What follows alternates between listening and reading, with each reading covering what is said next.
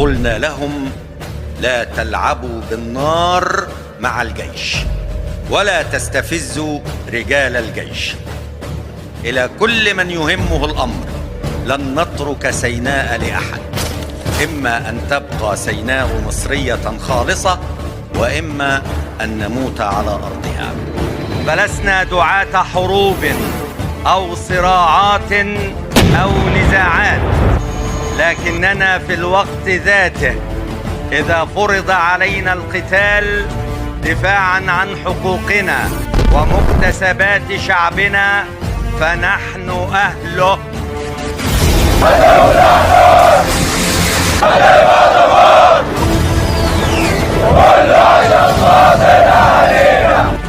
ودروس التاريخ تؤكد للقاصي والداني